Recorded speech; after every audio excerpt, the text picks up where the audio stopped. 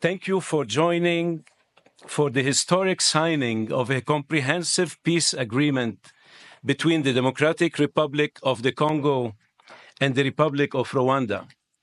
In a moment, Secretary Rubio and the foreign ministers of the DRC and Rwanda will sign an agreement that builds on the Declaration of Principles signed here on April 25th. With their signatures, the peace agreement will enter into force, bringing an end to a 30-year conflict and setting both countries and their people on a path towards peace and prosperity.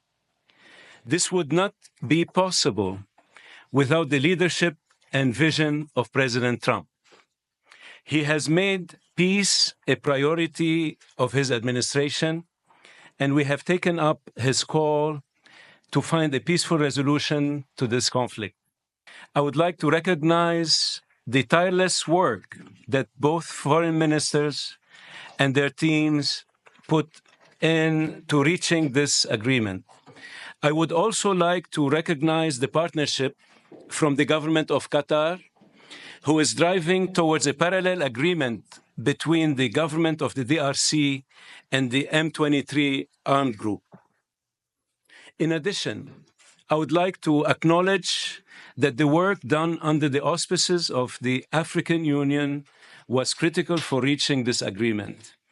We look forward to coordinating with the AU chairperson and Togolese president, who is serving as the AU facilitator to ensure implementation of the agreement.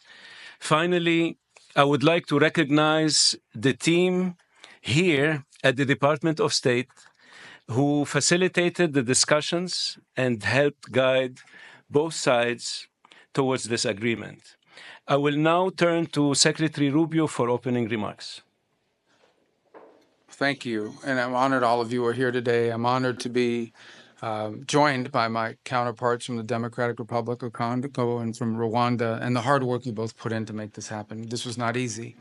And there's still work to be done, obviously, in terms of implementation, but we're very honored you're both here, and it's been an honor to work with both of you. We have a lot of people to thank. Obviously, the great team here at the Department of State who did a great job, Mr. Boulos, who did a phenomenal job. He's been on the job now about 10 weeks, and he's jumped all over this and really worked it hard, and you did a great job, and we are grateful to you for all of your work. Obviously, this could not have happened without such close friends and partners in the African Union and in Qatar, who we're working a lot lately with Qatar. We're doing a lot of things with you guys, and you've been very instrumental in the African Union. Without you, this couldn't have happened. I mean, you put everybody together. I do want to recognize my what I say, former colleagues. It wasn't 6 months ago. I was still a senator, but they're here now, Senators Rounds and Risch. Senator Risch is the chairman of the Foreign Relations Committee and a very close friend of mine, and he's obviously watched this issue very closely. He's made it a priority. And Senator Rounds has been talking to me about this before I was even nominated to the position and even during the nomination process. And we have others who are not able to make it today that I also want to recognize, Senator Coons and Booker. There's been a lot of interest in this, and we're grateful to all of them. They were invited, but I guess they have stuff going on in the Senate, as you know. And but we're grateful that both of you are here, and it's instrumental. This is an important moment after 30 years of war.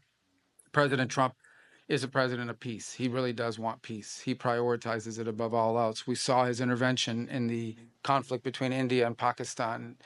We saw his intervention most recently as a few days ago in a very dangerous war, right? A very dangerous war that could have really spiraled out of control, and his intervention made that possible. And there are other places that we want to see this, but we're very excited about this, and we can't wait to have the heads of state, the presidents of the respective countries here in Washington in a few weeks to finalize the complete protocol and agreement. But today is an important step in that direction, and we're grateful to be able to host it here at the Department of State.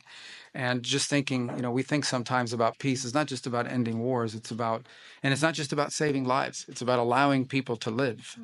It's about allowing people to now have dreams and hopes for a better life, for prosperity, for economic opportunity, for a family reunification, for all the things that make life worth living.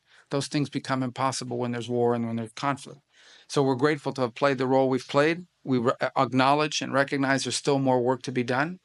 But we thank you all very much for being a part of this historic and important day. This is really why I wanted this job, or why I embrace this job so much, is moments like this. This is in essence, the Department of State is really the Department of Peace. It's designed to bring people together, both in our relations with other countries, but to the extent we can use the stature and the influence of the United States to bring others together. It makes the world a better place. And I honestly believe that when there's peace in the world among friends who may have disagreements and conflict, it does help America. It does help make America stronger and safer and more prosperous. It gives us partners we can do business with. And partners that we can work with to address insecurity and threats to our national security and to our collective national security. So we are grateful to both of you. I know how hard this was and how much work went into it, and we know there's more work to be done. But we are grateful to have you here today. We're honored to be a part of this. We're excited to be a part of it. And again, I do want to thank everyone here in our Africa Bureau and at the Department of State.